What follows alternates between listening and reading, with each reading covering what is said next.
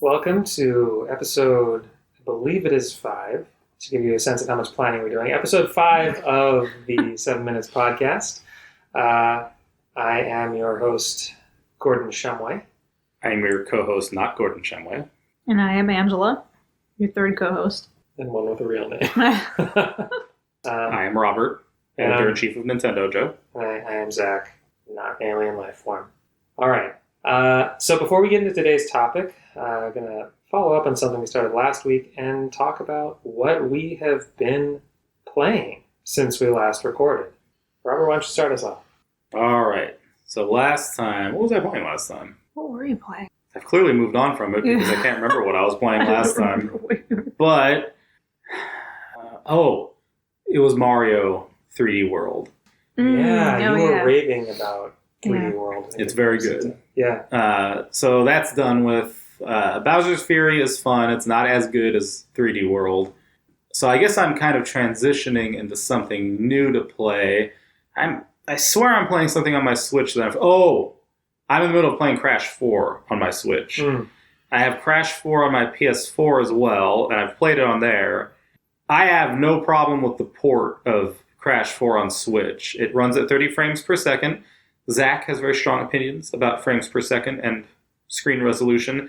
I don't know what it is. It might be the types of games I play, but the 30 frames per second for Crash, I am in no way suffering after having experienced 60 frames per second on PS4. I've actually played more of Crash on my Switch than on my PlayStation. And it has nothing to do with it being portable either. Like, I've just been playing it. But I've got that going, and then I just picked up the physical copy of Hades. So when I heard it was going to get a physical copy, I held off on doing the digital copy, so I'm going to crack into that. Wait, am I hearing you correctly? Maybe I wasn't listening closely, but you bought Crash 4 on both PS4 and Switch? Mm-hmm.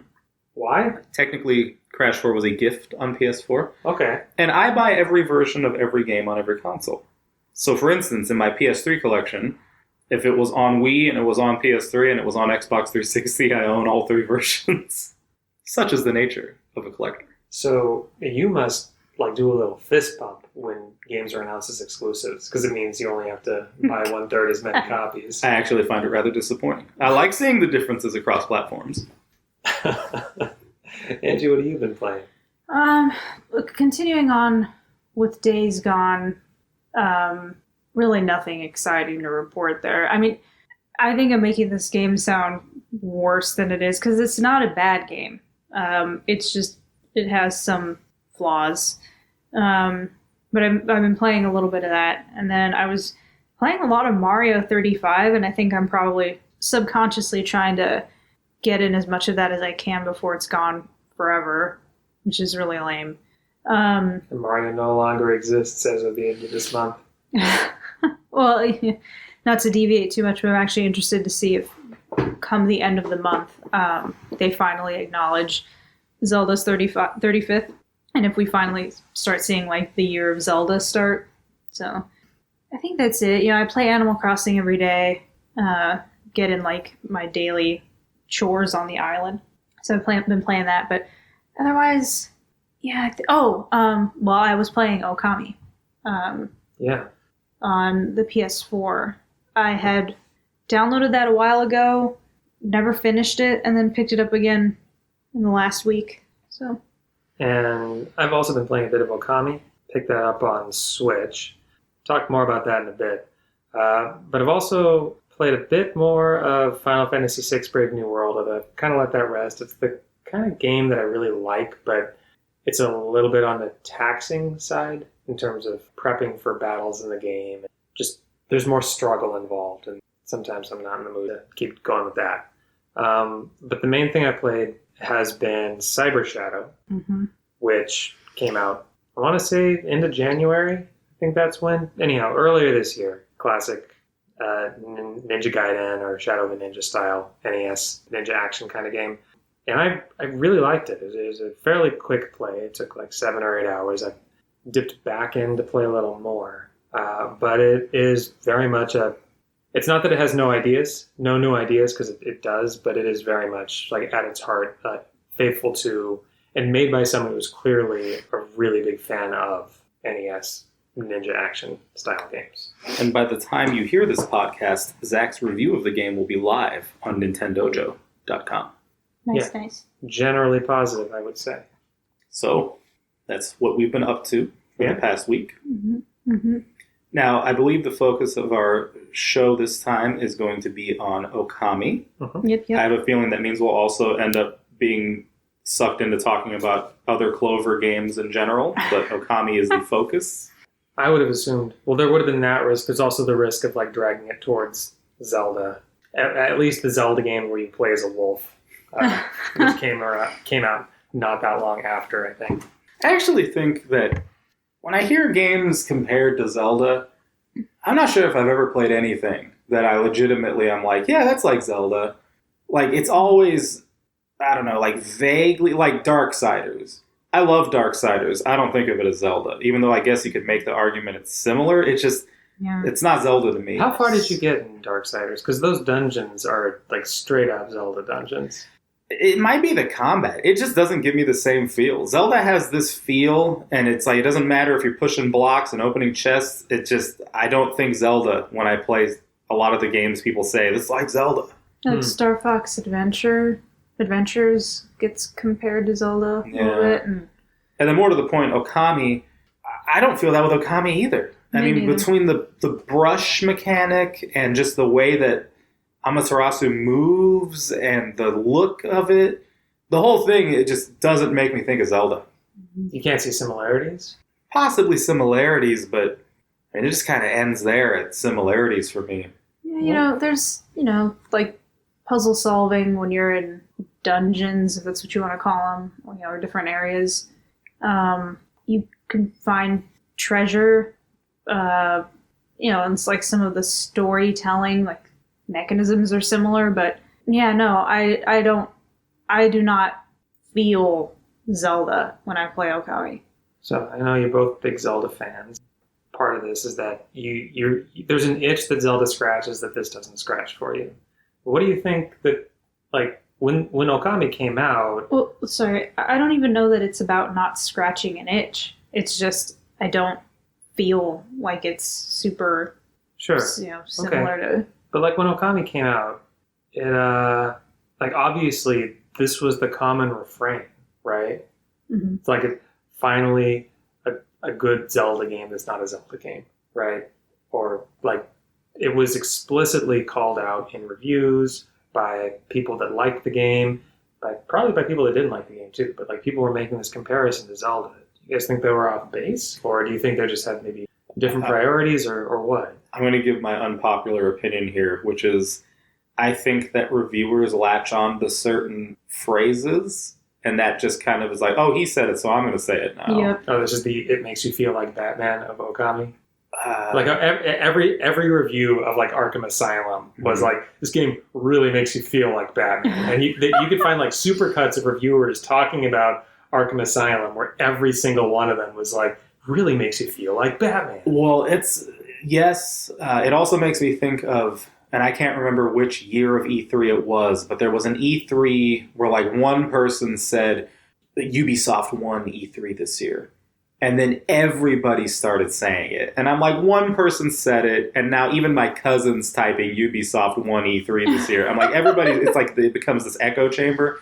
Now, when Okami came out, it was not the same internet as we have today with social media so pervasive. So, it might just be that I don't think it feels like Zelda, but these people legitimately all happen to think it. Or it was like, well, EGM's review came out and so-and-so's review came out and they're saying it now. Yeah, I think it's kind of Zelda-ish. Maybe that happened. All right. Well, let me say this at least, and if you want to disagree, please let me know. But like, without worrying about considering whether Okami qualifies as a Zelda clone or a Zelda-like, or however you want to put it, if you look at all of the, like, 3D Zelda games from Ocarina through Skyward, and you want to, like, answer the question, what is the video game that is not a Zelda game that is most similar? to those. Okami's got to at least be a contender for that, right? Sure. I mean, Okami does give you the big open field to explore. All these interconnected little towns and things to look at. It has the dungeon setup. It has like different dungeons feature and often introduce different celestial brush techniques, which are kind of akin to the items in Zelda. The bosses for those dungeons tend to rely on using a celestial brush technique that you got in the dungeon to put the boss into a state where you can hurt them with your regular attacks, and you have to repeat that pattern 3 times. Like that's straight Zelda, right? Yeah. Yeah. I guess this is going to sound insulting to Okami. I love Okami, so it's not an insult, but I guess it's sort of like saying the Sam's Club cola is, you know, same wheelhouse as Coca-Cola. I mean, I don't know. I think it's a hard discussion for me because I just feel like Zelda's that's so... not meant as an insult to Sam's Club. That's right. I gladly drink it. Yes, it is. Sam's Club obviously is the insulting position in that analogy. Can it help but be inferior to the legendary Coca-Cola? Look, I mean, like, there are plenty of generic sodas, generic colas that are actually really, really good. It's just there's only one Coke. Shout out Dr. Thunder. I get it. But, like, you could call Guacamelee or whatever, like, a Metroidvania. And that's not necessarily an insult to Guacamelee versus Super Metroid or Symphony of the Night or whatever. You're just recognizing that there are these similarities. There is this lineage of game design. A lot of things from those 3D Zelda games, like Kamiya and the other people making Okami, clearly were inspired by and imported wholesale or adapted into the game they were building. I mean, I guess if you just go off of pure gameplay and game design, mechanics and all that, sure, Okami bears similarities. To me, Okami, though, is all of the Japanese mythology and folklore that goes into that game is so pervasive, including with the art style, that's what I think of when I play Okami, to the point that anything about its Zelda connections is overridden. I'm like, that game is so much about its like tethers to Japanese antiquity that's what I focus on. Yeah, it's clearly not an Ocean Horn or a Genshin Impact, where like its entire identity seems to be. I mean, maybe that's unfair to Genshin Impact, which I haven't played, and seems to have other like character action-based mechanics mixed in. So let me just roll back to Ocean Horn, because I think we can all agree to like kind of like, no offense if the developers for Ocean Horn are listening to this, but let me just be kind and say like your love of Zelda shines through. Oh yeah, I mean, I think they are very intentional about it. And I played Ocean Horn. I haven't played the second one yet, which I do want to play. But like the first Ocean Horn, I played it on iOS and I played the Switch version. And that game more readily makes me think of Zelda when I play it. Okami is just, to me, very fascinating. It's very unique because is it playing in the Zelda sandbox? Sure, but that's an example of a team where it's like, well, here's the very basic Zelda blueprint, and we're going to totally do our own thing with it. Because, again, I think the mythology part of it and the history part of it, it's like, well, you could compare, I'm going to forget what it's called, but it's the thing that you get that extends, I guess, your life bar in that game, where you have to collect, I think it's 4 of them. In Okami? Yeah. I think it's like 3 pieces. I don't remember what it's called. It's like a solar disc or something. Yes, that. So like immediately it's like, oh, that's the heart pieces. Yeah. But because of the way everything is interconnected with the Japanese history part of it, I don't even think heart pieces. So, yeah, I mean, this might be a good time to just like pivot away from talking about its relationship to Zelda and talking more about what we like about Okami itself. Because I think you're right that like, even though I would say that Okami is like not a clone in a derisive way, but certainly like hewing very close to the Zelda formula in a lot of ways, it's nevertheless, if I think of Okami, the first thing I'm thinking of is the art style, right? Like which reminds me of Wind Waker, which might seem kind of odd, but the people in particular, and some of the men's bodies really remind me of some of the bodies in Wind Waker. And I hadn't thought of that ever before until I picked it up again in the last week. And I can't remember who I was looking at, but it's like a random fisherman, I think, on can't remember, it's like the Hateno Coast or something like that. And I was just like, man, this person's overall character design looks like something straight out of Wind Waker. Yeah. So, Robert, you mentioned the Japanese mythology aspect, like all the Shinto stuff and Japanese history stuff going into the game. Of course, there's the visuals also. Those do seem to me like the two real standouts, at least in the game's favor, right? Because there's certainly other games that use interesting art styles, cel shaded or whatever, Jet Set Radio, Wind Waker, etc. But I can't think of at least another major game that has tried to do what Okami does with like the Sumie ink wash approach to those visuals.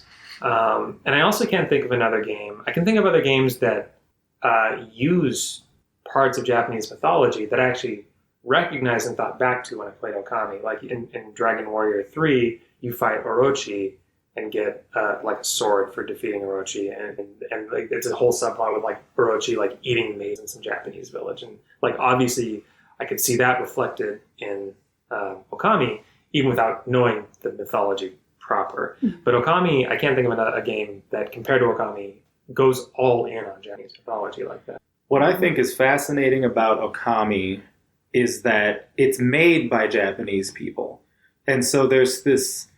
I keep the term "in joke" keeps coming into my head, and it's not the term is appropriate here, but just the sense that everything about what they're presenting is coming from people who they grew up, and it's their history and their culture, and from like the moment they were born into the moment the game was released. And it's, I don't know if this totally relates, but I bought a magazine today, and it's talking about the 25th anniversary of Pokemon.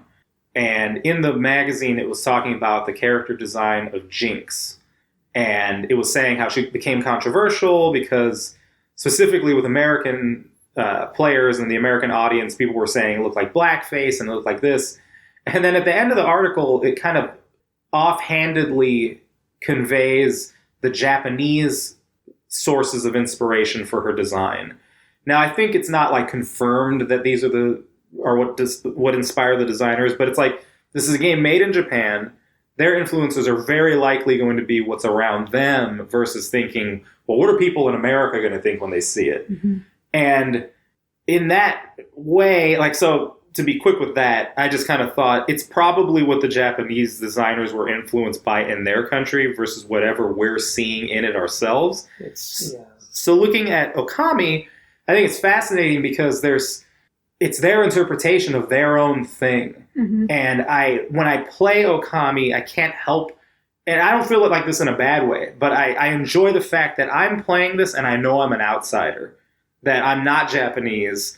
And even if I was knowledgeable about the culture, I know it's different for somebody who is Japanese and is playing this game and is feeling and seeing things that I'm never going to see. Well, that's part of the appeal even. You know, you can think about like where this was. We could talk about this relative to other Clover games, but you can also look at it in terms of like Capcom's output more generally, and the personnel that went into Clover, like Shinji Mikami and Hideki Kamiya, had been making games that were much more influenced by like Westernite, Devil May Cry, and Resident Evil. And in the years after Clover got, everyone left Clover, Clover got shut down, and etc. Capcom kind of pivoted to try and appeal more to the Western market, which is when they made it's called Dead Rising and Lost Planet. Like it was an explicit thing that they even talked about in interviews, is they were explicitly trying to appeal to a Western market.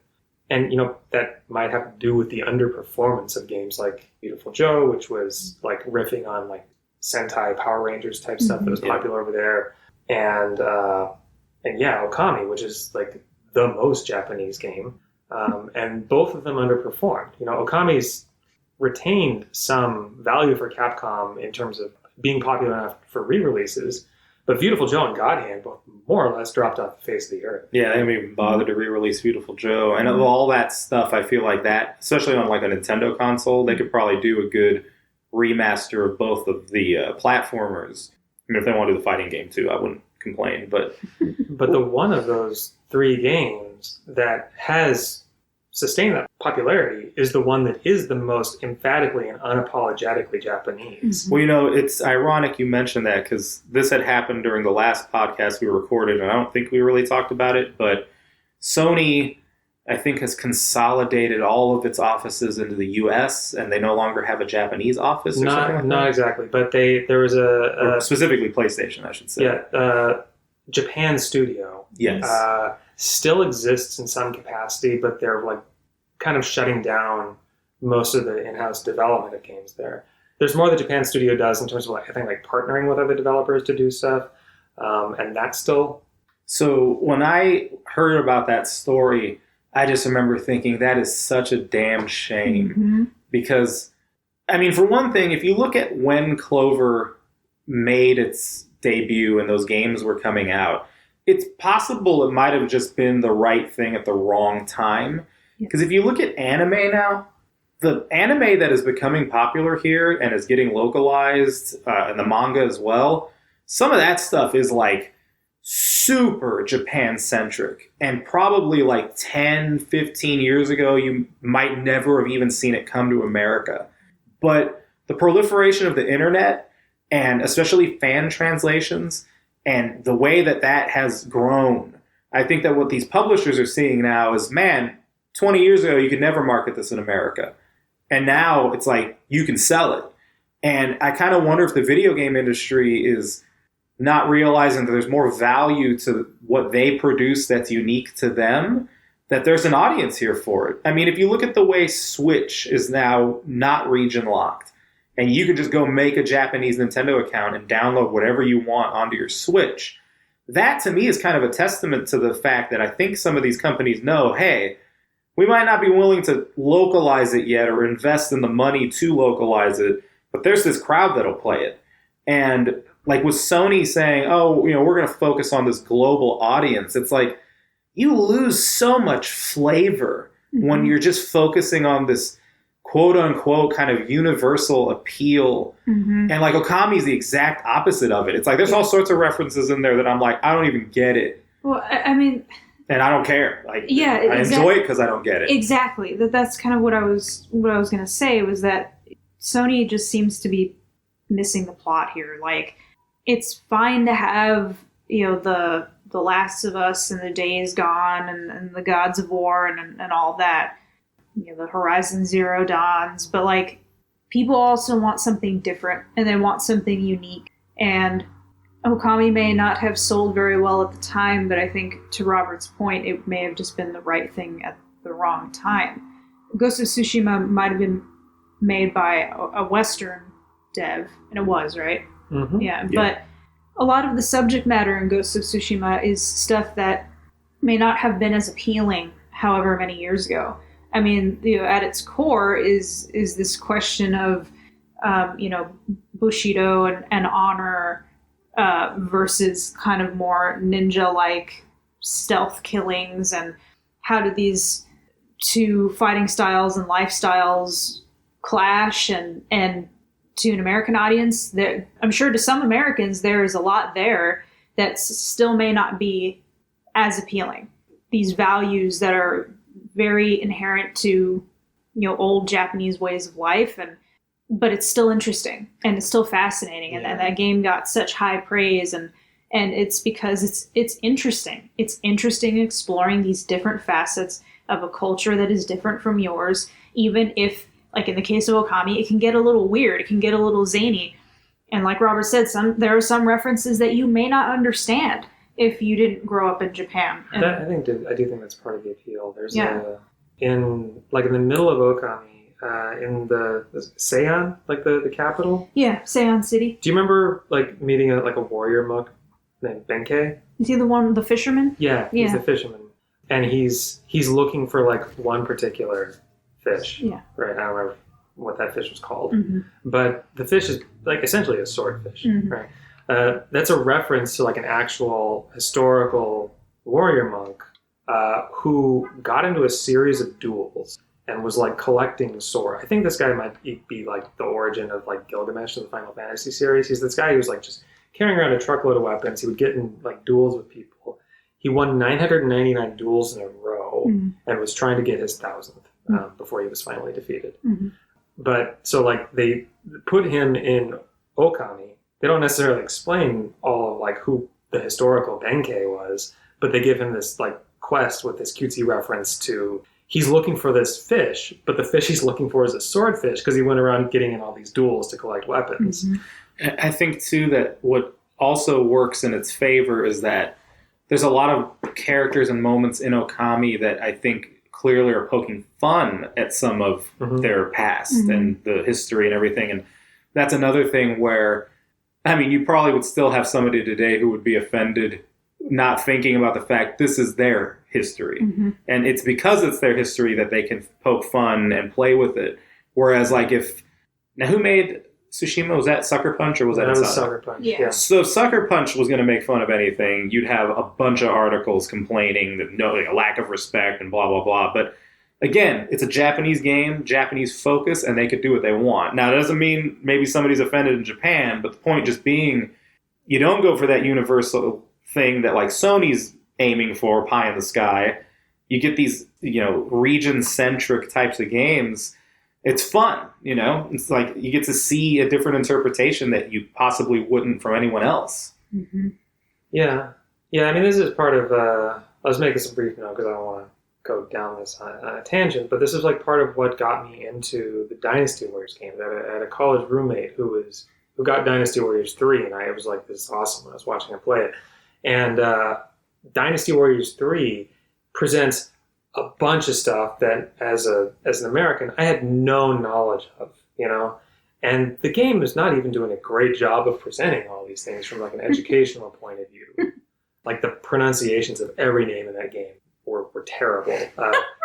Like one of the leaders is named Cao Cao, but they didn't tell the voice actors. The voice actor thought his character's name was Cow Cow.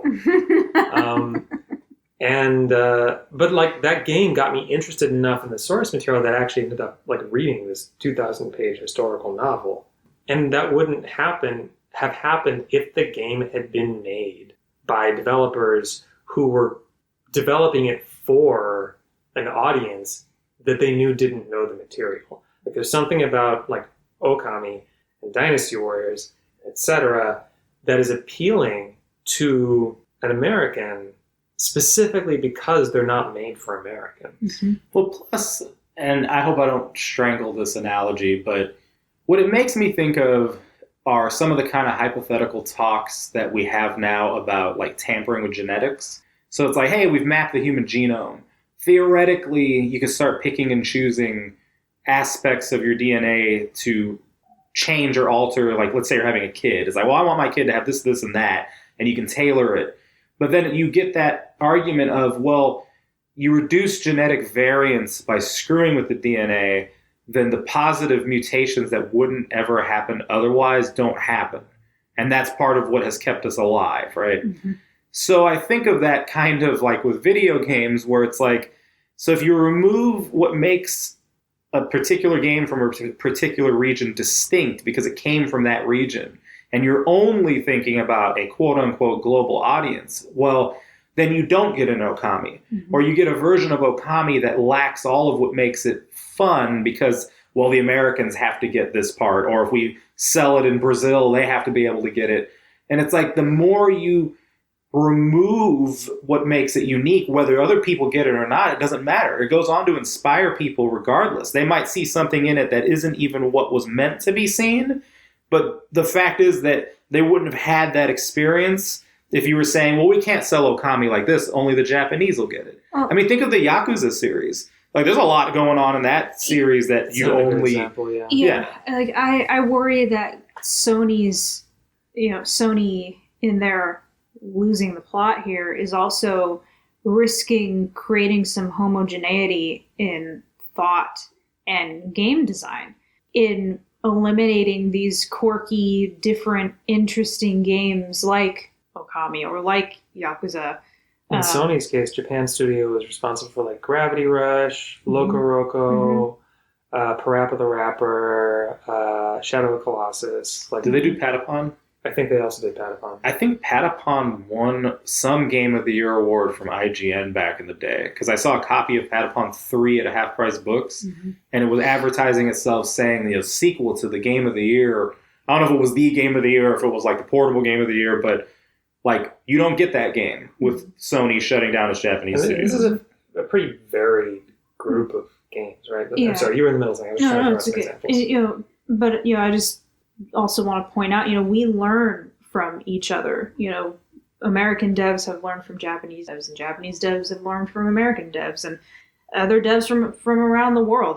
CDPR I'm sure has inspired a ton of people with The Witcher, and I'm sure people are getting inspiration from Cyberpunk, and it's just so kind of frustrating what Sony has done, and this movement to cut off this, what I consider this branch of creativity. It'll all come back around again. I mentioned Guacamelee, which is an American game that had been influenced really strongly by Japanese games like Super Metroid and what's it called? Symphony of the Night. There you go. And that was also an era, as we've talked about previously, when 2D games basically got shoved off the stage, right? But their time came around again. And I think no matter, even if we don't get another, maybe we wouldn't have got another Parappa the Rapper or another Loco Roco anyhow. But those designers with those interests are still going to find outlets, and they'll still influence people, and might come around to popularity. A funny thing about that is we're also not thinking about the fact that we're playing the English localized version of Okami. And that in itself presents interesting challenges for the localization team. Clyde Mandolin, Tomato, as he's known online, he's written a couple of books he's written a few books now actually about translating. And one thing he'll talk about that I find interesting is, there's Japanese words or phrases that you can't even really truly one-to-one translate into English because there's just no parallel for it in our language. He's also talked about things like certain dialects that are represented in Japanese text and that you can't really convey in English. You have to find approximations. So that creates a whole different version, really, of these games that, Okami is super filled with Japanese flavor, but the version people who are playing the English version or any non-Japanese version of it, you're getting a little bit of that alteration mixed in too that won't exist if you don't get the first Japanese version. As I understand it, it's fairly faithful. The kind of translation, localization issues like that, issues is maybe a little pejorative, but you want an interesting story, look into Squall's catchphrase in Final Fantasy VIII is whatever. He'll just say whatever in response to people. And that's not really a perfect analog for what he says in Japanese. And there are even different things he says in the Japanese script at different points that get turned into whatever. And yeah, there are interesting localization decisions that get made like that. But to the extent that Okami is kind of special because it is, people don't know Susanoo outside of Okami. He's like a storm god in Japanese mythology. But they still call him Susanoo. So we missed the context, but he still got the name. Amaterasu is still called Amaterasu. There are, I think, I was looking at some of the examples. In the first village in Okami, there's a boy with a dog. The boy's name is Mushi in the American version. It's short for Mushikai is his name in Japanese. So even though they kind of shortened it to make it more palatable, they still really did try to make it. I think every localization, especially in the past 20 years, tries to be as faithful as possible, but it's still an interpretation no matter what. And I'm sure just being able to read it in Japanese and hear it in Japanese it probably has a different feel. It's sort of look at anime. You can probably line, even if you line for line got the translation accurate, if you listen to a Japanese voice actor delivering lines, it sounds a lot different than listening to the American version of certain actors. And again, I think the key thing though is that it's being taken from that region and then brought other places. And just the fun of that happening is, it's going to be diminished if it's all just the global, the globally made game that has no true region to call home. Look, I find this fascinating. If you look at Western developers and some of the games that they make, there are tropes that pop up that you don't see in Japanese games. Right, because they're not global games, they're American games. So, like Luigi's Mansion 3, there's a hillbilly character in it. You don't see the hillbilly character in Japanese games. That's what I tell that it was made in. Yeah, I mean, honestly, there's sometimes where I'm playing something and I might not necessarily right off the bat know that it was made by an American developer. But if I'll see that kind of theme pop up, I'm like, these are Westerners, because they don't care about that in Japan. But here goes the hillbilly. I was playing, it's that Fox game that Microsoft ported to Switch. Lucky. Oh, Super Lucky's Super Lucky's Tale. New Super Lucky's Tale. Yes. Yeah. I love that game. But it's clearly a Western-made platformer because you get the hillbilly farm level. And I liked it. It's funny, but it's like those regional differences, right? I mean, who knows? You might get to a point where devs might be told, don't put the hillbilly in there. You know, they don't get that in France. And it's like, well, then you lose some of the fun. Yeah. I read it. So there was an article that came out, and I'm not deviating too much, but it was talking about grinding in RPGs being a fundamentally just bad gameplay design choice. I remember reading it and thinking, you know, if you look at grinding, especially if like it's a JRPG, this is so emblematic of the work hard, work your ass off mentality of Japan. And you do it and do it and do it until you're paid off at the end. The reward is that you trained until you got really good. And like the difference in a Western mind of just, this is a waste of time, this is a bad gameplay decision. It's like, well, to you it might be, but to somebody who's like Japanese or even a lot of Asian cultures kind of share that attitude towards work, it's like, that to them makes perfect sense. It's a fine design choice, but the cultures, right? The difference in the cultures. I don't think it's a difference in the cultures. I think this is like, I think people really overrate the extent to which like Japanese games are grindy. A lot of the games they hold up, like Dragon Quest or classic Final Fantasy games, are not grindy games. Well, specifically what they're talking about games where there is that grind. Not necessarily all Japanese games. But it was like, just the concept of grinding. Yeah, but name a game that's grindier than like World of Warcraft. You know? Like well, it's not like an East versus West thing. Well, I mean, that's not how they phrased it that I remember. But to me, that was my thought reading it, was like, this is a Western perspective. Because like, there are plenty of Western devs that will include grind. But the thought that grind itself is just this garbage mechanic. Mm-hmm. And I'm like, no, it's not. Like, it depends on really kind of your upbringing. Because for a lot of people, that like the idea that you're going to repeat this until you get perfect at it, and it's going to take you time. I think it also speaks to the lack of patience and the shorter attention spans of people now. I think I would also maybe even argue it might be generational. I'd love to talk about this. I'm sorry, I don't want to cut you off, but like I think this is probably something we could revisit at greater length in another podcast, even. Yeah. Yeah, for sure. We might even want to talk about Okami itself, because I think we've been kind of like dancing around on the periphery of Okami. Yeah. So, like for starters, who here has played Okami? All three. I might have. I'll admit, though, I have not beaten Okami, but I played a lot of Okami. I didn't know you didn't beat Okami. Yeah, I haven't beaten it yet. All right. What version did you play? So, I have played chunks of all of the versions. I have it on PS2. I have it on my Wii. I think, did it come out on Wii U? No, I don't think so. Okay. Well, all I know is I've played it multiple different versions, including on my Switch. I think one aspect of Okami that is underrated.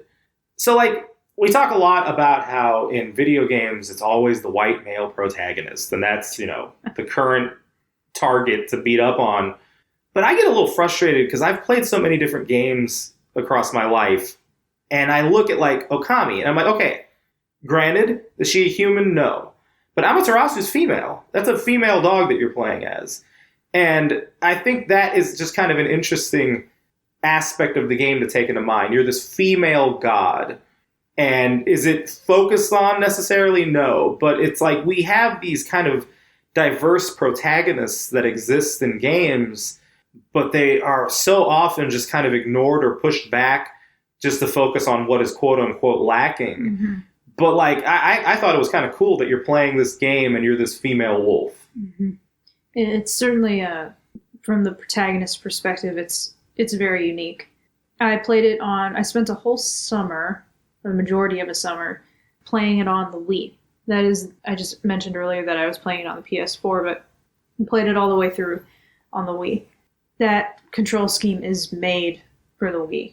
I mean, not literally, but it was just such a good port. The celestial brush techniques work really well with the Wii remote. It was a great gameplay experience, and the game itself is one of my favorites.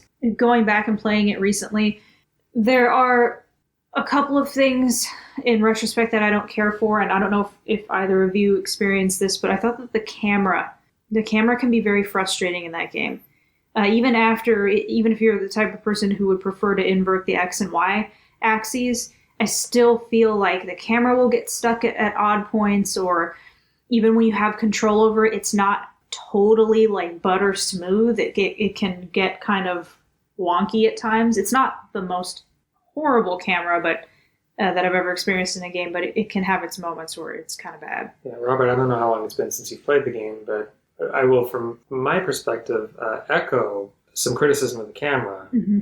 It is, I think it's inverted by default, but you can just change that in the options. But even having done that, I feel like there are, I don't know if it's like environment design or what, but the camera is relatively slow to turn. Mm-hmm. And I often felt like I've been in situations where I have to like slowly turn the camera to look at what I want to look at. Mm-hmm. It's not like it's broken, it's just, it feels not ideal.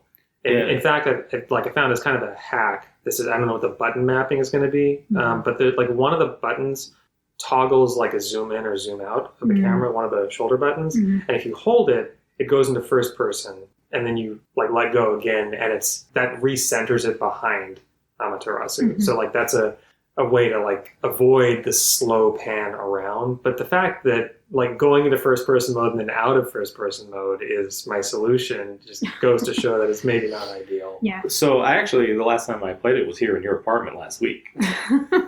Oh yeah.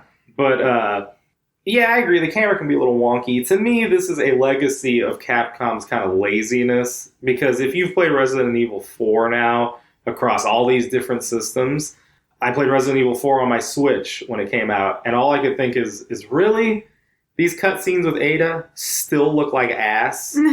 How have you ported the game this many times? You know you've made money on it, and you can't devote like a couple guys and just say, look, man, upscale the Ada cutscenes so that they don't look like they're being shot through a Game Boy camera.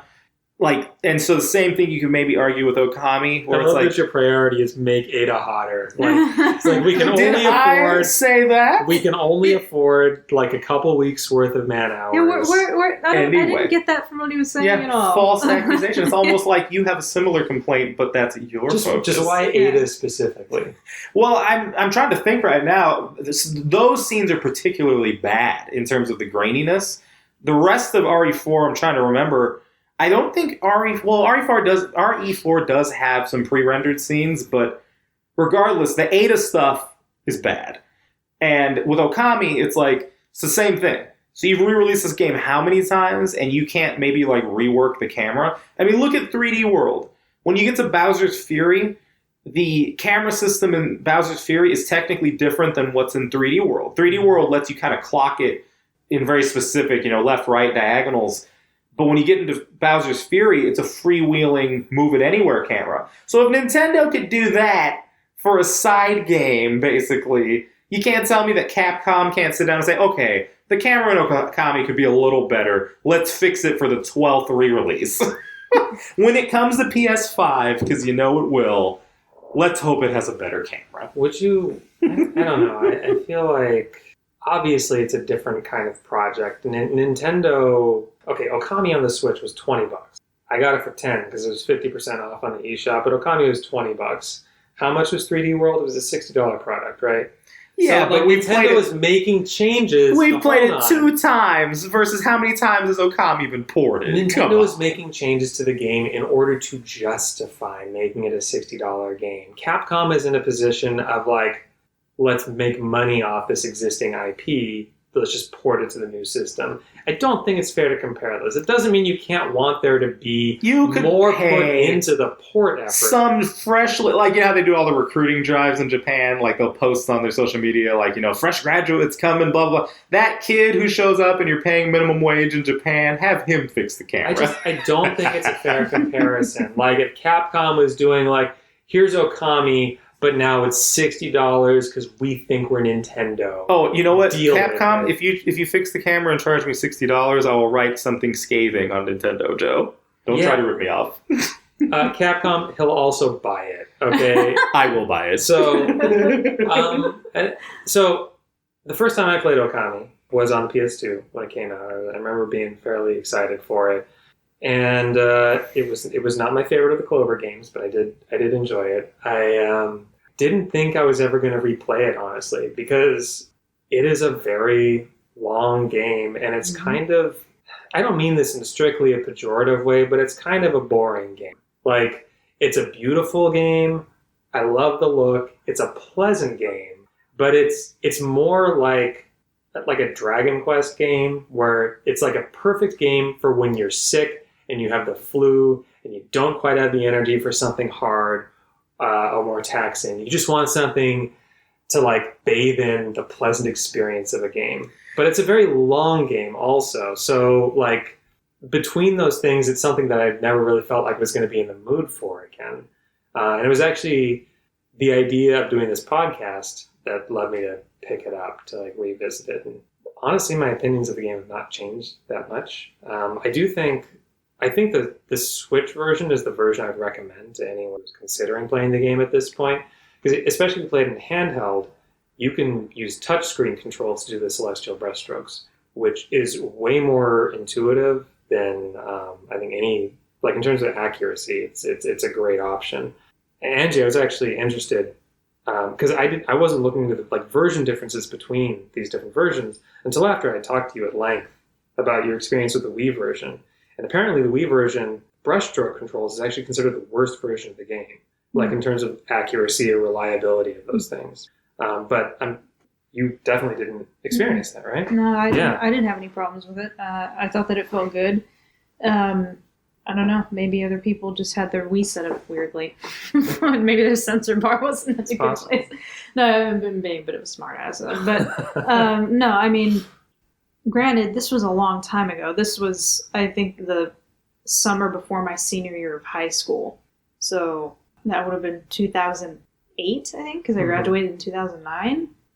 So it's a long time. But, yeah. I mean, from my memories of the game, which are somewhat strong playing it on the Wii, I didn't have any problem with it. I mean, comparing it to playing, like doing the celestial brushstrokes with a PS4, with a DualShock 4, yeah, I mean, I can see the argument for better accuracy because, yeah, the Wii does have the complication of the sensor bar. If your sensor bar is in a weird place, yeah, you're going to have problems with accuracy versus a DualShock 4. I mean, you just do the correct button combo plus your joystick input, and then you do what you need to do. Yeah, I think the DualShock is fairly accurate, but it's also slower, you know? Yes. And part of the reason the Switch setup with the touchscreen is good is because you have both the speed and accuracy. So it does less to like break up the flow of combat. I'm much more willing to do, you know, like the finishers in combat to get demon fang drops from enemies, that kind of thing, because it's much less of a disruption with the touchscreen than it was before. Robert, you played all 4 versions, or right? You've played it with the analog stick and on Switch, presumably handheld, because I know that's your favorite way to play. No, it's not. With the Switch? Really? The exact opposite. I love playing it on the TV. But you like handheld gaming in general. Well, we have that's a whole discussion. Okay. Because the Switch blurs the lines. Look, if we talked about ways in which you don't make sense, we'd be here all night. So, like, forget it. Like, you haven't used the touchscreen. Anyway, I have not tried the touchscreen. Okay. Well, let me take that back. I think I have tried the touchscreen, but I don't necessarily know that I have a preference for playing it. One thing, like, this, we had a bunch of complaints about the motion controls, and I mean, the waggle can be annoying when you're not in the mood. So, I play games lying down on the ground on my side in front of the television. I rarely play in a chair. And when Wii came out, I had to develop ways from that position to manipulate the Wii remote to play games. So even playing Okami, I found ways to make that setup work. I sometimes felt like people's complaints about the motion controls are just, you don't know how to use it. Or you're like, it's like if you watch somebody play Wii Sports, right?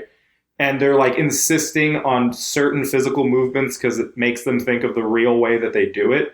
It's like, well, that's not what the game is. The game is an approximation of those movements. And if your mindset is just blatantly, or you refuse to go beyond, this is the motion to swing a bat. It's like, well, that's the motion to swing a real bat. Mm-hmm. Here's the motion to swing the bat in Wii Sports. So anyway, so with Okami, I had no problem with the motion controls. You make some interesting decisions. Okay. All right.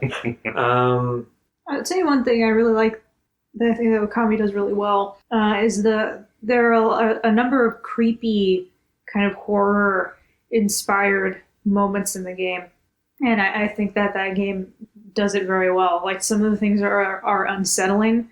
They're genuinely creepy. One thing that sticks out in my mind is, I think it's earlier in the game, you encounter a house and... The cutters? Yeah, exactly, the cutters. And, like, the old woman is very off-putting, and I think she doesn't want you near the house.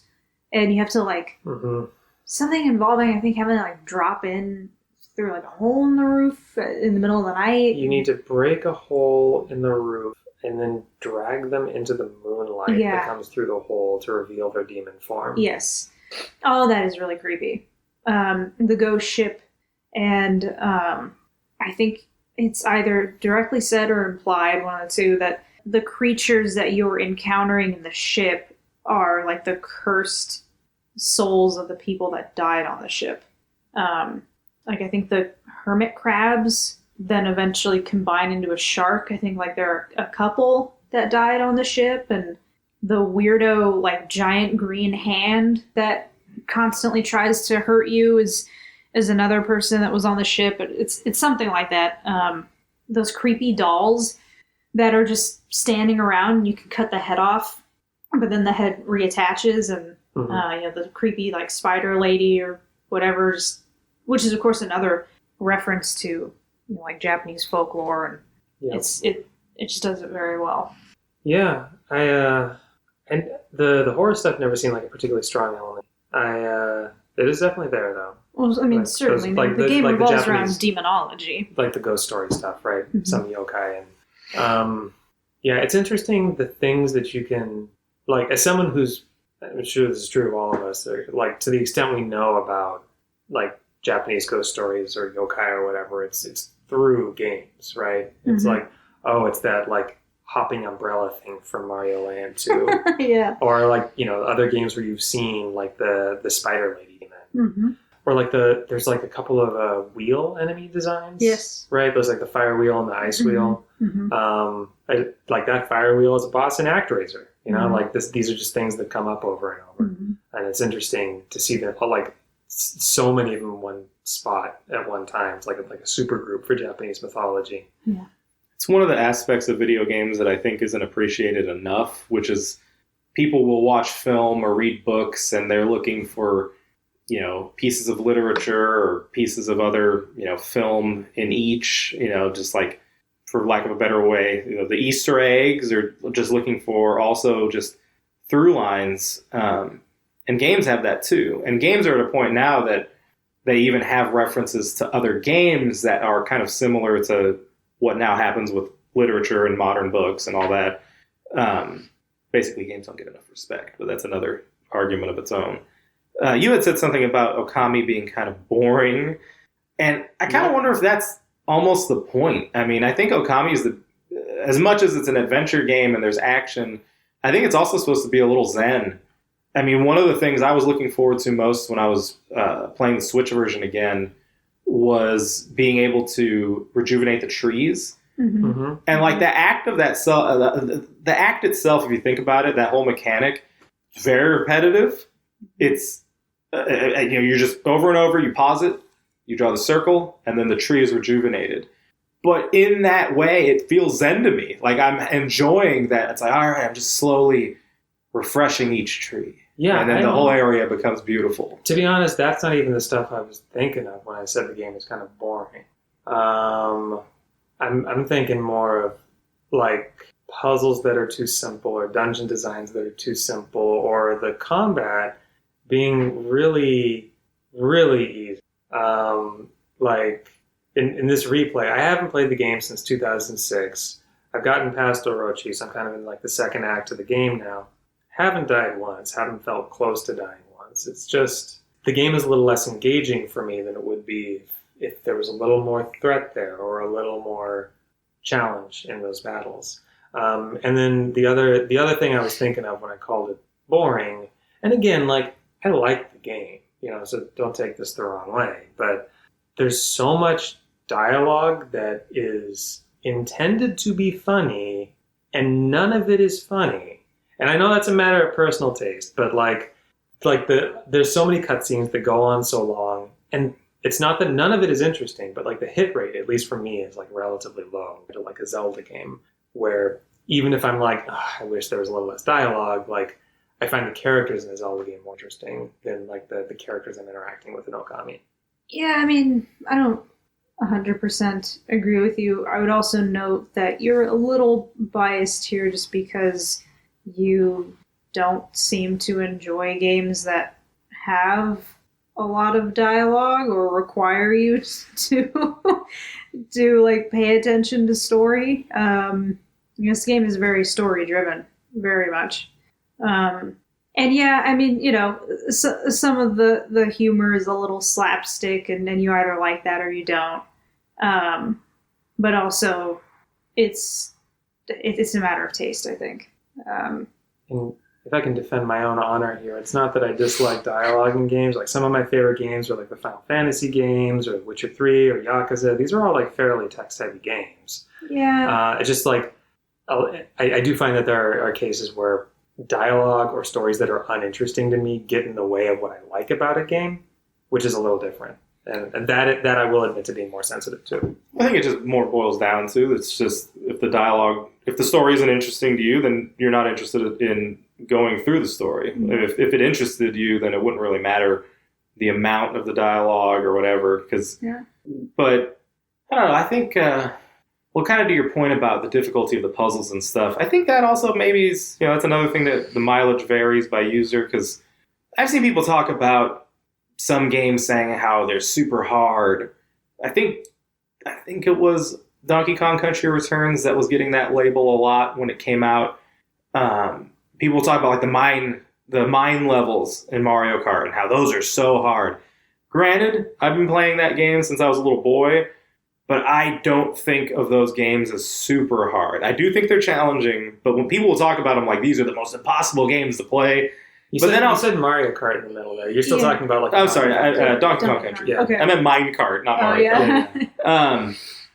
And then there's other games where people are like, oh, this is easy, and then I'll go in and get defeated and have to try over and over. So like, I don't know, maybe that's just me, but... I mean, that's part of it. But which, to my larger point, is I like the combat in Okami. I don't really find it boring or bland or repetitive or whatever.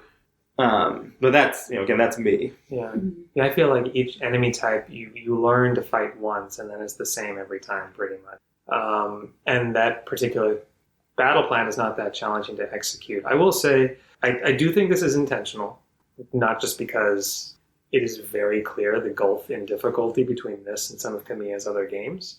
But Kamiya has even like addressed it. People have asked him why the game is so easy, and his answer was basically, it's folklore. Is folklore supposed to be super challenging? So he's thinking of the game more as like almost like a storybook, or a way of like, which like he's interpreting or in a sense localizing Japanese folklore into like a video game form. So he's thinking of it more as like a slow story to experience. He wanted the story to be more focal than combat. Well, it's interesting because it's like, if you think of accessibility, there are now games where it will specifically say you're interested in the story. Yeah. And so it's designed so that if you just want to get the story, you can easily get through. Mm-hmm. So basically, instead of giving you the option for it, Clover was just like, this is meant more for you to get through to get the story. And then speaking to the Zelda part of it, I can't think of a Zelda game I've ever played that I thought this is super hard. Mhm. And like Zelda games just by default are kind of meant for you to be able to get through them. So that kind of speaks to that element of its design too. Well, you know how I feel about those 3D Zelda games. Like, if I play like Breath of the Wild or Adventure of Link, plenty of deaths ensue. You know, like those are games that you could make it through Breath of the Wild without dying, but it's also very easy to get yourself into situations where you're in over your head. Mm. Yeah, I know. Like, to some degree, it's just a matter of personal taste. But I feel like Okami is easier than the 3D Zelda games. At least the ones that I've played enough to make that comparison. Well, I've played them all. I'd put them I'd say it's par for the course, but I think the fact that narrative is so central to Okami's experience Mm-hmm. also, again, it speaks to the reverence, I guess, that you could say the team clearly had for what they were pulling from in Japanese history. Like, they knew you can feel the research that went into it, whether it was stuff they just learned growing up or delving a little deeper. And, to say basically, I want people to play this and get through the folklore, it's like, I want you to see all of it. Like, I want you to see everything that we touched upon, that we transformed into characters for this game, how we altered bits of stories, kind of like the swordfish thing you were talking about. All of that. It's just such a unique game. You know, it's a game and also more than a game in a way. But also kind of a boring game. Like, and I don't want to crap. Well, on it. no, Like, I don't necessarily think it's. I mean, whether you're talking about the battles or you're just talking about the feeling of it. I mean, think about what it is. It's Japanese folklore and history. I mean, you could find it fascinating. I don't think by default it's necessarily the most exciting thing. And then to do the art style that they did as well, it has that kind of feel that comes from looking at like old calligraphy and everything. So I just think by default Okami was never going to be the most exciting game. Look how long the short little cutscene is for every animal that you feed, that you come across, you know, whether it's monkeys or bunnies or whatever. You can skip past that cutscene, of course, but if you just let it ride, you sit for, it's not like a long time, but you sit for a good amount of time just watching Amaterasu sit and watch the animal eat and be happy. And like, that in itself just kind of speaks to the overall tone and pace that I think the developers were thinking that they wanted people to go at while enjoying this game. Yeah, it's weird. Like, I like that stuff. I like watching the animals eat. And I skip past it every time. It's cute the first time I watch it, but I just want the experience. And I really do look forward to, you know, drawing the circle to like bloom trees and like it's all very that stuff. satisfying. That or like when you like fill in an area so that it's scribbling in the ink. The poison leaves, and like I do find that stuff really gratifying. I do like, this is another thing that is relatively, if not unique, at least unusual about Okami, is that progression through the world. Like, obviously you're finding stuff, like you're digging up the clovers and you're still like bombing open walls, and all those things still happen, but more of the game, more of the exploration, more of powering up Amaterasu is tied to pleasant, healing actions, right? Making flowers bloom, feeding animals, and that's unusual, right? And it's pleasant. Like, none of that is stuff I dislike. Well, one thing to not discredit is PS2 is just one generation removed from PS1 and N64, and those are the first true 3D consoles. And one of the things I always love when reading about like the history of making Ocarina of Time is the fishing game, and how I think it was one developer who snuck it into the game because he had, they were all working, around the clock on the game, and he on his own developed the fishing part. And I guess just randomly he showed the team one day, like, I put fishing in the game. And everyone was like, yeah, cool, keep it. Like, I like it. And is this his fault? Is this guy the reason why every Japanese game of a certain, like, action adventure or RPG variety has, like, this legally mandated fishing minigame nonsense in it? Probably. But what I'm driving at is that it's that experimentation of the era. So the N64 PS1 era is extra experimental with 3D, where everyone's still just figuring everything out. And PS2, I mean, you still have a little bit of that. So at the time, it's like, well, what are these interesting things that we can do in this game that maybe haven't been done in other games? And I mean, the painting mechanic alone is very unique. But even just feeding the animals, I mean, somebody might have just, and I should probably research the actual history, but somebody might have just been working on developing the game. It was like, what if we fed animals? Mm-hmm. You know, it's like, okay, let's throw it in there, give people experience for taking the time to do it. And also, again, you're conveying some of that culture and mindset of the Japanese through that kind of action. You know, these that oneness with nature, for example. It's like you're probably not really thinking about that if you're playing like God of War, maybe, but like in Okami, with this game that's very much about Japan and their culture, feed the animals. It's a cool thing about Okami is that, you know, it's sad thinking how Clover was dissolved after not very long, but the fact that Capcom was letting this team kind of make these games, and they're like, yeah, go ahead, try it. You know, let's see if it works. And in the end, it's worked in the long run, but in the short time afterwards, it was kind of a failure for Capcom. But I love, you know, I feel like if you look at PS3 forward to like PS4 now, some of the fun in the PS1 and the PS2 eras dies. And I mean, every cycle or generation, whatever, like people make certain games and other developers realize, wow, if we make our version of that game, we can make some money. But it's maybe the better way to illustrate it is from Nintendo DS to 3DS, I way prefer the DS. Because there was so much experimental crap on DS that went away with 3DS. But part of that, like not all of it, part of that is that the reason you experiment is to find the thing that works. Sure. Right? And then you have the thing that works, right? And part of it is budgets go up over time, right? And the higher the budget is, the higher the risk, and the more you want to do like the safe thing. And in the case of the DS, there's also like the novelty, right? Like you could sell a game with novelty. Like nobody would have bought Yoshi Touch and Go if it came out on the 3DS, right? Maybe. You might have bought Yoshi Touch and Go if it came out on 3DS, but like it's a relatively shallow game. I liked it. You know, I actually preferred it to the Kirby one that everyone liked. Mass Attack? No, there was Canvas Curse? Canvas Curse. I loved Canvas Didn't Curse. really like Canvas Curse. I preferred Yoshi Touch and Go, but like I could even look at those and be like, well, obviously Canvas Well, I mean, Curse is gonna really, be you can say that popular. about any game, right? I mean, if you think of the little basketball machines in an arcade where you have a bunch of balls coming at you and you're shooting it into the hoop as fast as you can, Yeah, like that would not be entertaining if I'm playing it on my Super Nintendo.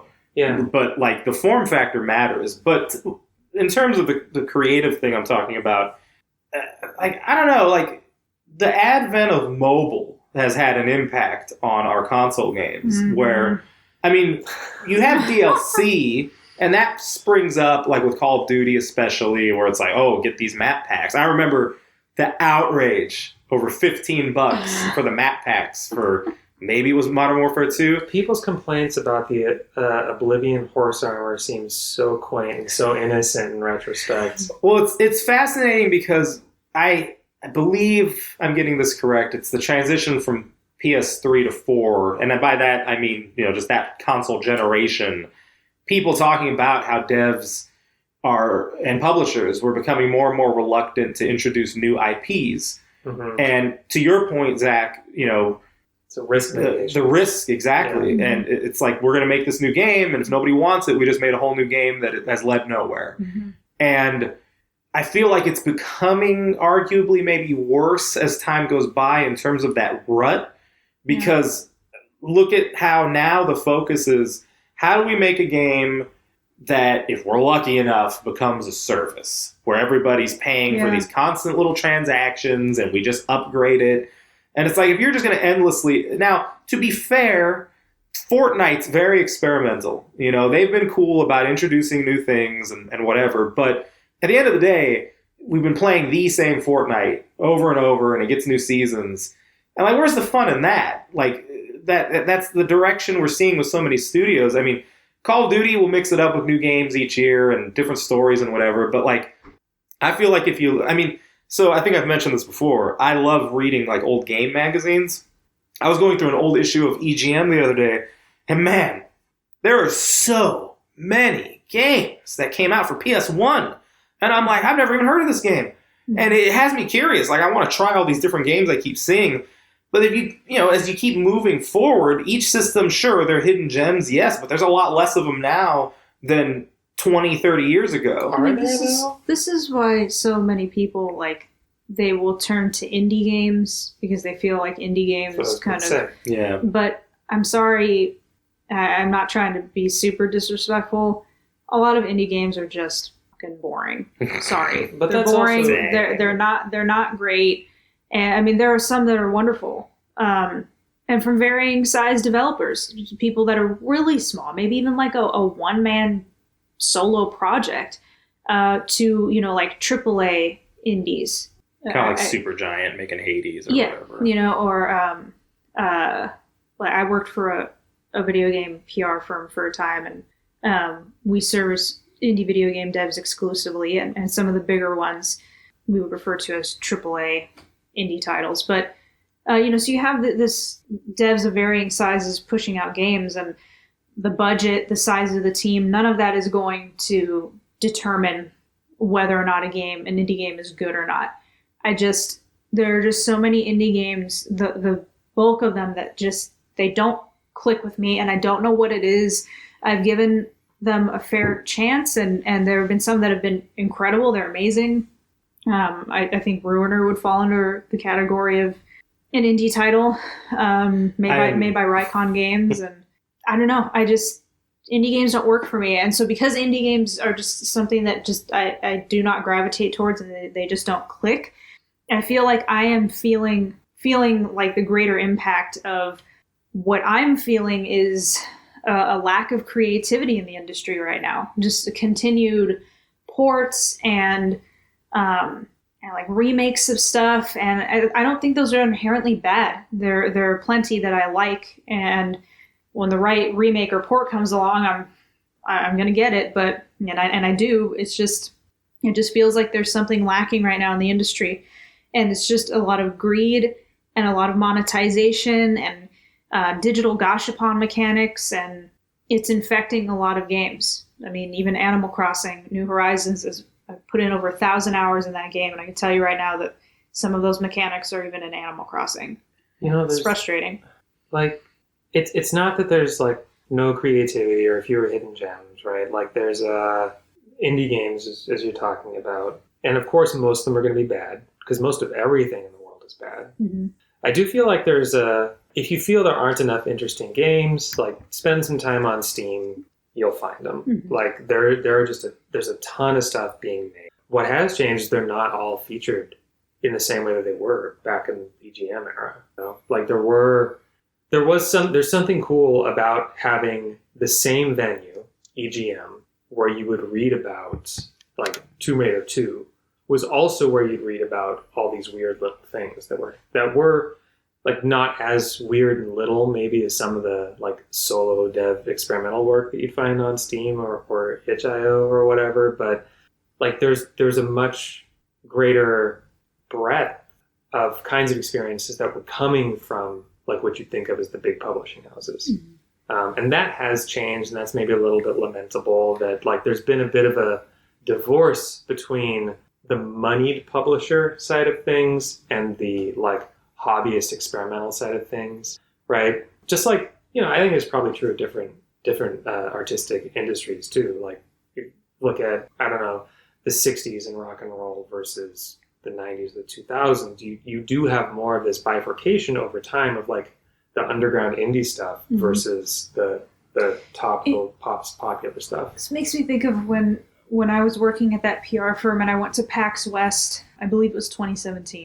And I was working with my client, the Voxel agents, who created The Gardens Between. My name is in the credits of it. Along with my PR firm. Well, the PR firm I worked for. But the Voxel agents were placed in the section of the show floor where a lot of, if not all of, the indie devs were. And so when I had a free moment, which I didn't have a ton, but when I had some free moments and I was walking I walked the whole show floor, but when I was walking that area in particular, there was a lot of creativity going on. and it was really interesting to see. And I think it said a lot that the one game that I came out of that show just ecstatic about, I wanted to play it right away, could not wait till it came out, was Ruiner by Rycon Games, and I believe published by Devolver. Devolver isn't exactly unknown, but Rycon, I think this might have been Rycon's first game. Yep. And it was interesting how that was juxtaposed with it was the port of, I think, Secret of Mana that came out on the PS4 or whatever, the one that had just like terrible graphics and everybody hated the art style. It was Vita and PS4. Yeah, but it was just interesting how that was one of the marquee games on the show floor for Sony that year, and it was a port, that also just did not understand what people who are big fans of Secret of Mana would want from a Secret of Mana port. It's a crappy, soulless art style. And then over here on the other side of the show floor, you've got, Devolver and all the stuff they're publishing, including Revolver from Rycon Games. And Revolver is just blowing people's minds, and people are asking. Ruiner. I'm sorry, Ruiner. Yeah, what I was saying. Ruiner from Rycon Games. And everyone's asking the dev team, when does this come out, and asking them questions. And like every free chance I got, I was going back over there and I was playing it. And it said a lot that this is what's going on over on the smaller indie side, and this is what Sony's giving us. Well, Zack was more or less trying to sum up what I had said as like, well, it's semantics. You might have had a bunch of different games coming from more established people during the PS1 era. Now it's transitioned to, it's the same level of games, but with like indie devs. But I still think there's a difference. I mean, I think social media plays into it too, and the way things are marketed now. I mean, I think the more affluent / tech savvy of us in the world were online at earlier points than most other people. But like, my house didn't have the internet until like 2003 or 4 or something. Mm-hmm. And like, even at school, I wasn't really going online. So like, for me, my exposure to what was new and what was coming out, that would have been in magazines. And that also just makes a difference, because I think even now, if you're kind of a, niche is the term, I think. If you're some random indie dev, but you have a following, you're going to get hits for your projects on social media, through word of mouth, arguably more so than maybe, 20, 30 years ago during the height of the EGM era. EGM being Electronic Gaming Monthly, if you're like 20 and have never heard of that magazine. But, I don't know, the industry, the indie devs are going to do what they do. And like, when we're talking indie devs, like the three of us right now, we're talking about people that are still, you see their names in some of the print publications that are out there, and even on the bigger sites like IGN. There's stuff out there that no one's heard of, like The Marriage, that are the true indie games of the world. So I was exposed to The Marriage. If you're one of the people who knows what I'm talking about, obscure games. That game, it doesn't even give you the controls. You've just got to figure it out as you're playing it. Mm-hmm. And is that one of those like Jason Rohrer style art game things? Basically, a professor showed it to me at when I was in my master's program. So like, that creativity is always going to be there, and that's great. But when the leading figures in the industry are not pumping those games out, I think it does some damage, or it's not a positive at least. Mm-hmm. Because, like, if you think of, for some reason Square pops into my mind, and it's probably not the best developer to highlight for this, but Square had a bunch of games once upon a time that they probably never would have tried or published now.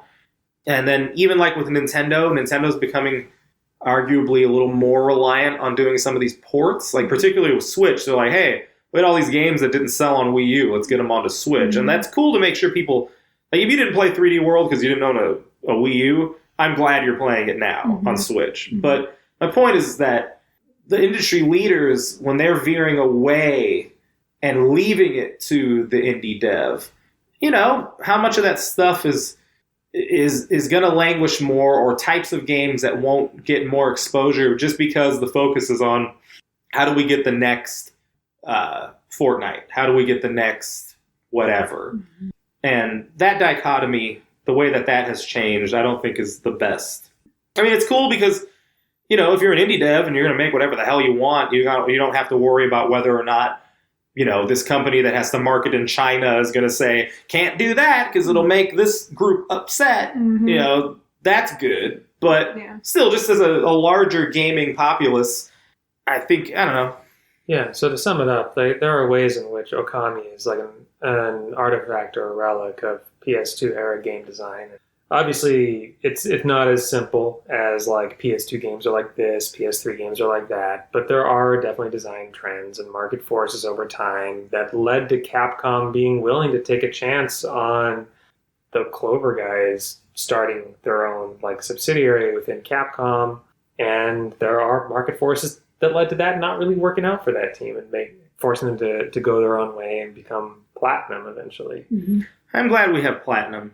I mean, in many ways, Platinum feels like it's the torchbearer of Clover. You get these kind of oddball games. Clover was special, though. You know, I kind of wonder if you could go back in time and they didn't close it, what would Clover be giving us right now? Yeah. I mean, it's an interesting thought. The answer, though, is that they were going to close, right? Like, it wasn't just like Capcom was being jerks about it. Like, those games weren't selling, and you could even see after Platinum went off and did their own thing, like, they had trouble recouping costs for their games, which is why they kept doing kind of crappy license games like that Legend of Korra game or that allegedly terrible Ninja Turtles game. Still gotta try that. We know from like reading news articles that there was a real chance that Platinum would have like closed had Nier Automata not come their way. And so like, I don't know, like the market for these kind of games can be difficult to find and hard to hold on to once you have it. I think really you just kind of have to appreciate what you get when you get it. Like I did put in some fairly critical words towards Okami over this conversation, but I do think it's like I like the game, and it is definitely doing something that even at the time was unusual. Like the like look at all this folklore type treatment. It's not, you know, in some ways something like Dynasty Warriors does have some similarity in that it's trying to take this big chunk of world literature or history and put it into a video game form. But Dynasty Warriors does a ton to like, you know, add like the rock music and like score attack stuff. And it's much more video gamey in that way. Obviously Okami is still really video gamey in different ways, but Okami is doing something that's different than games of the time or games now. Like there is something to be said for games that are like like artistically willing to be different the way that Okami does, combined with like the money, resources, and expertise of like existing Clover developers, Capcom developers that had access to like all these company resources, not just money, but like the expertise that you get from having created Devil May Cry and Resident Evil and all this stuff, right? Like you're going to get a different kind of work from that team trying to make an Okami sort of game than you would from like if Raikon's first game had been something like that. Yeah, because like, you know, indie devs, there's guys out there where it's like, I was working on this after work, you know, like, and you still made a great game, but like, imagine if you were making it and had access to the most cutting edge resources, you might have made an even better game. Who knows? But I do think it's interesting looking at Okami, and I feel like a lot of game journalists, it's sort of like to my point about Amaterasu being like a female lead character. But the narrative is always, we don't have anything but these white guys as the lead characters. Sometimes I feel like from the journalist standpoint, people are kind of talking, and whether or not what they're saying is actually truly representative of what people play games think is very questionable. And sadly, I can't help but think of it like with Okami, right? I'm like, there should be more games like Okami. And if I'm writing for Nintendo Joe, I would say something like that. But when you look at the audience and you look at who plays games and you look what gets bought every single time, clearly it's a tough sell. I mean, I remember Beyond Good and Evil, female lead, very interesting premise, all that, didn't sell. There's a question of whether that would still be true today. right? I mean, I don't know. I mean, we still have the same talk about a lack of this and a lack of that in terms of representation and whatever. And it's like there's all these different games that have come out for different platforms over the years, and they're sleeper hits or they have a cult following. And it's like I'm not talking about something from 20 years ago. Like there's stuff from like a few years ago with a female lead didn't have the audience, but yet here's the crowd saying this is what we need more of. It's like, well, I'd like to see it, but it's sort of like with movies, right? I'm tired of the endless superhero movies. We should have this and that type of movie instead. Well, those are art house films, and you're going to see 10 different Marvel and DC movies within the next year. I mean, this is why I don't read anything. I do not read games journalism anymore. Games journalism was something I wanted to be part of at one point in my career, very early on in my career, and I want nothing to do with it now. I just feel like these people are treating their platforms more as blogs, and blogs are opinions. And we know what the saying is about opinions. And you're free to have that opinion. You're free to voice that opinion. And I believe that very strongly. But that's different than trying to paint that opinion as this is the state of games. This is the state of the industry. That's a completely different thing, and it's getting conflated, and it continues to get conflated. You know, opinion as fact, opinion as being fact, because it came from the mouth of a quote-unquote journalist. And this is why with games, I'm just playing what I want to play, and I just cannot waste my time with games journalism anymore. I haven't given up on games journalism entirely, but I do find that like more of my media diet as it comes to like commentary on games has come from podcasts. Hello. And like long form YouTube videos like Noah Caldwell, Gervais, or Matthew Matosis. There's a bunch of different channels that do like kind of like deep dives on games, and like it's coming from a place that is much more like trying to explore what a game is doing on its own terms, or trying to find something interesting or new to say about it. Like if I go to a video from Matthew Matosis, I'm going to get an opinion that has had a lot of thought put into it and is not going to be the same thing that I'm going to get from somebody else's video. But the point I'm trying to make, though, is that why I'm staying away from games journalism is that like this guy, Matthew Matosis or whoever, I'm assuming he's not trying to make his opinion come across as this is the state of the industry. This is what the bulk of gamers are thinking right now. This is what gamers want. And that's what I'm talking about. And that's what I stay away from, because that's all that these major outlets are now. Like if I write, I'm currently writing, spoiler, I guess, I'm currently writing a piece for Nintendo Joe on my thoughts on and a recap of Animal Crossing New Horizons after a year. I am not going to present that as this is what everybody thinks of Animal Crossing right now. Granted, many of the things I will be saying are things that a ton of players of that game are saying, and you can see it in the comments of every freaking Animal Crossing post that Nintendo puts out on Instagram or Twitter, but I'm not going to pass that off as I am speaking on behalf of all Animal Crossing players right now. This is how they feel, or this is the state of the industry, and blah, blah, blah. And I'm just so tired of reading those. I am tired of the conflation of opinion and fact and all of that. And this is... Yeah, I could do without the we need to talk about journalism, right? Yes. Like to summarize it that way. The kind of agenda-based stuff. I mean, kind of going back to what I was trying to say, I don't want to sound like I don't support having these different types of games. What I'm getting at is that these quote-unquote authorities in the industry that are represented by quote-unquote games journalists, they come along and say certain things are missing or lacking, and I get frustrated because I'm like, well, if you actually play games and you pay attention to the industry, you see that there's more of it than is acknowledged. Right. And it sadly gets underexposed, or like, you know, the game's getting worked on and it's getting hyped, and then all of a sudden you get a bunch of games journalists that dump on it. Mm-hmm. And it's like, well, you just took the thing that you were trying to promote and now you're saying it was bad. Maybe it really was, but to a larger extent, I mean, like with Zack saying that there's these beacons that shine out for him. For me, you know, I don't watch or listen to anything. I just don't have the patience for it, but I'll read. And a lot of my favorite games journalism is coming from like the UK. And I read Retro Gamer religiously, and there's just a lot of intelligent talk that comes from it, and particularly if you're just interested in like, where did this game come from? Talking about what made it click, what made it work. That's what I find interesting about games journalism. Like, I'm not really here to hear about your emotional issues that you're relating to having played Animal Crossing or whatever. Just like these oddball pieces that are coming out of different outlets now.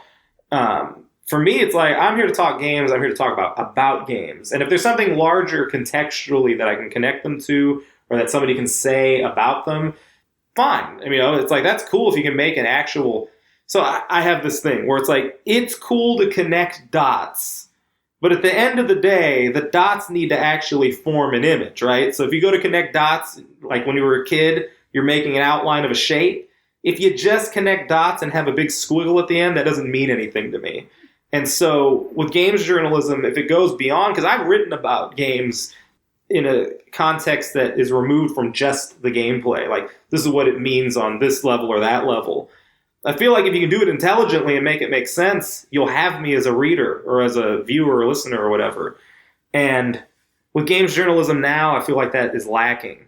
And it's just people wanting to say whatever. And what I'd say is, like, it's worth looking for not outlets to follow or to read, but to look for individuals. Because ultimately, what is going to make, like, a given piece good or not, whether it's a review or commentary or whatever, is going to be the person behind the microphone or behind the keyboard. And like, you look, if you are interested in looking for this stuff, look for those individual creators, because there are, even at these larger outlets, you can tell the difference between one writer versus another. we know A lot. I was going to say, I can't pronounce the last name. I don't even think I'm going to try, but maybe I will. But our last editor-in-chief, Mark Deschamps, I don't know. Mark, I'm sorry. But Mark has this interesting thing he talks about with media and how it's more than ever so fragmented what we all experience. Mm-hmm. Whereas, like, if you were a kid growing up in the 90s, you watched cartoons on cable, you watched it on Nickelodeon, and you watched it on Cartoon Network, and you had all these zany ideas that were presented to you, and because everybody was viewing it from that source, you all were watching it and could relate and talk about those experiences as shared experiences. And now, with the way that the web is and the a la carte nature of how we ingest media for so many of us, that's kind of going away. And it's like trying to hyper focus on everything for everyone. I mean, like targeted marketing, right? It's basically in everything that you're experiencing now. And to Zach's point, it's like you can go find individual writers that might appeal to you. And in a way, it almost kind of sucks. It's like, not to belabor the point, I miss the days of like an EGM where it was just, it felt like just this more kind of honest approach to writing, wasn't hyper concerned about the things that everyone's concerned about with right now. Now it's like, I got to go find somebody that's not crazy and enjoy what they're writing or saying. I don't think EGM is more honest. Like, there's definitely things I prefer about the EGM style of writing, but there's definitely things that are lacking too. Maybe it's inevitable, given that we're talking about a game that came out like at the cusp of like the end of the PS2 generation, like before things went to HD, before internet. Like, in some ways, this is a reflection of like GBA episode, where this is like the PS2 is on the home console front, kind of an end of an era before like the normalization of online games. And this is a game that's been re-released so many times, and it's ended up in these different contexts. And like, maybe it's natural that our conversation, so much of the conversation we've had tonight hasn't just been about Okami. It's about the way the industry has changed and the way people have talked about the industry has changed. But we've been going for an hour, 40 minutes at this point. So I want to say maybe we should wrap it up. But first, like, plain and simple, like, what's your favorite thing about Okami? Well, not to sound basic, but it's always the visuals for me. Okami is like mesmerizing to look at, and having it upscaled now into HD, and it's, you know, it's clearer than ever. It just looks really, really stunning, even compared to games now. I think Okami, parts of the game have almost made me kind of sad at times. And I think that I haven't spent a ton of time thinking about this, but I do think that Okami is kind of a greater, it may even be somewhat allegorical for like the cycle of life and death and renewal. And maybe that's why it kind of makes me sad at times, but it's just a beautiful game visually, but also in terms of the narrative. And so I think that's, for me, that might be one of my favorite things. Yeah. For me, I do, like, in the interest of providing a different answer, like, I do really like the rejuvenation of the land in the game. Like, the individual making a tree bloom is good, but like when you bloom the guardian sapling in each major area, and you get this kind of cinematic of just like armies of flowers marching out across the landscape, like that's fantastic. In truth, my honest answer though would be just the visuals generally, like the Sumie, like very watch timeless style. Yeah, and it's like even the HD versions are like algorithmically upscaled from the PS2 graphics. Like Hexadrive figured out like a way to like make HD versions of that, and it works really well. But even the PS2 version, if you go back to look at that, whether on a CRT display or just on a super large HD TV, it still looks great. It's so distinctive that that's its own podcast. Yeah. It's got about that kind of stuff. Yeah, but I mean, it's not just like that it looks like this other art form. It's that it has its own kind of strange dreamlike quality, even when you're just like rotating the camera and the way the trees kind of hold in a particular position because of the way they're drawn. It's all like really just interesting and pleasant to look at. And it's probably my favorite thing about it.